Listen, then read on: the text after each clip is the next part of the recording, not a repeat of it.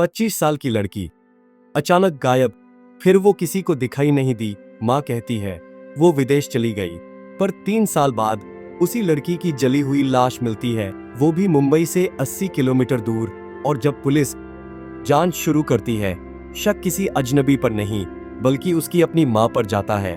दोस्तों, आज हम बात करने जा रहे हैं भारत के सबसे चर्चित और रहस्यमयी मर्डर केस की, शीना बोरा मर्डर केस।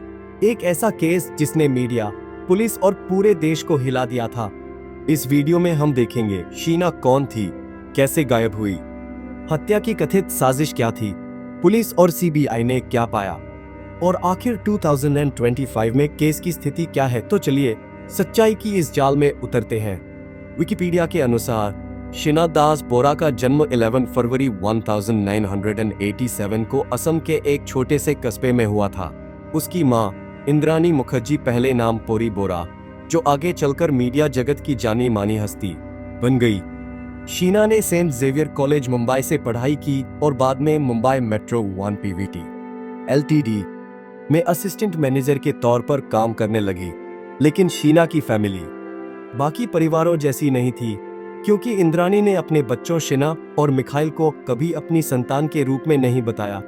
वो दुनिया से कहती थी कि वे उसके भाई बहन हैं। विकिपीडिया के हिसाब से 2002 में इंद्रानी की मुलाकात हुई पीटर मुखर्जी से, जो उस वक्त स्टार इंडिया के सीईओ थे। दोनों ने शादी की और यहीं से शुरू हुई इस कहानी की असली उलझने।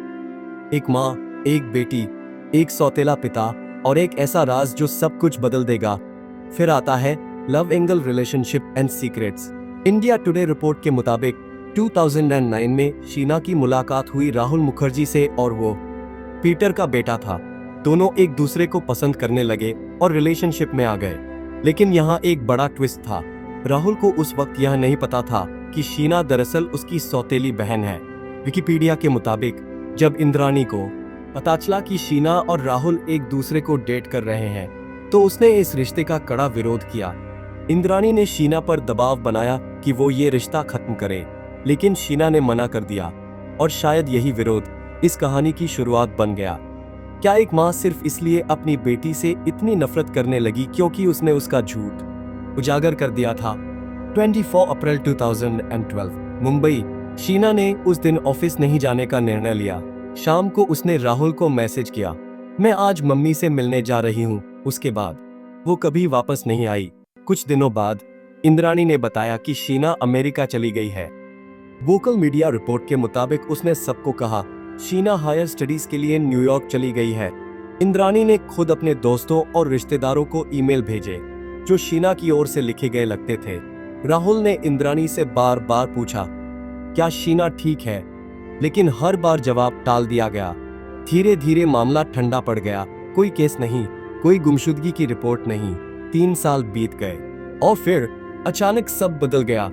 Free press journal timeline reports के मुताबिक अगस्त 2015 मुंबई पुलिस ने इंद्रानी के ड्राइवर श्यामवर पिंटूराम राय को एक अवैध हथियार के साथ गिरफ्तार किया। विकिपीडिया रिपोर्ट्स के मुताबिक पूछताछ के दौरान उसने जो बताया उसने पुलिस को हिला दिया। राय ने कहा 2012 में उसने इंद्रानी और उसके पूर्व पति संजीव खन्ना की मदद से शीना की हत्या की थी। उसने बताया कि 24 अप्रैल की शाम शीना को कार में बुलाया गया। इंद्रानी ने उसके साथ बैठकर बात करने का दिखावा किया और फिर गला दबा दिया गया। हिंदुस्तान टाइम्स रिपोर्ट के मुताबिक ड्राइवर ने कहा शव को एक बैग में डाला गया, वर्ली के फ्लैट ले जाया गया और फिर रायगढ़ जिले के जंगलों में जलाया गया।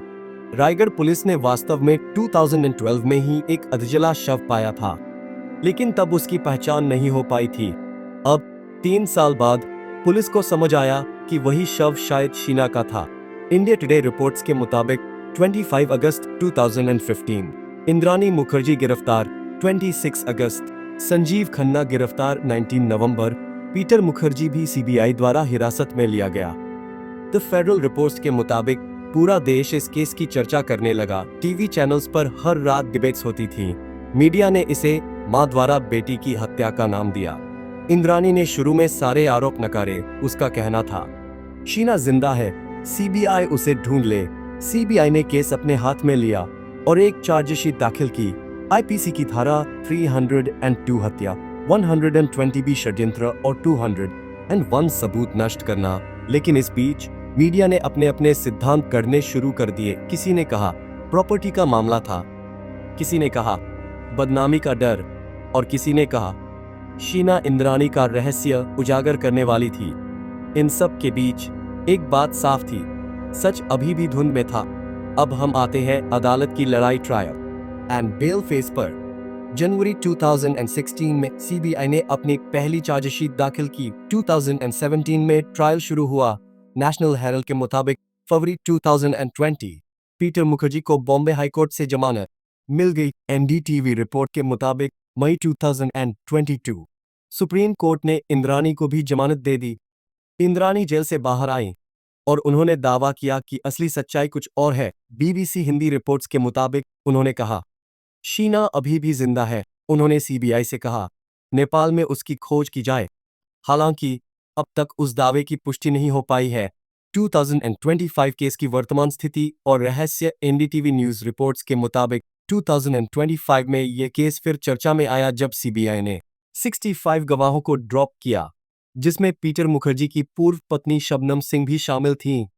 हिंदुस्तान टाइम्स रिपोर्ट के मुताबिक अब गवाहों की संख्या घटकर लगभग 125 रह गई है। इंद्राणी की बेटी विधि मुखर्जी को भी गवाहों की सूची में शामिल किया गया। टाइम्स ऑफ इंडिया रिपोर्ट्स के मुताबिक एक दोस्त ने कोर्ट में कहा शीना संन्यास लेना चाहती थी और उसने जीवन से दूरी बनाने की बात कही थी। विधि ने अपनी गवाही में कहा कि वह अपनी मां की निर्दोषता में विश्वास करती है, लेकिन यह केस अब भी अधूरा है।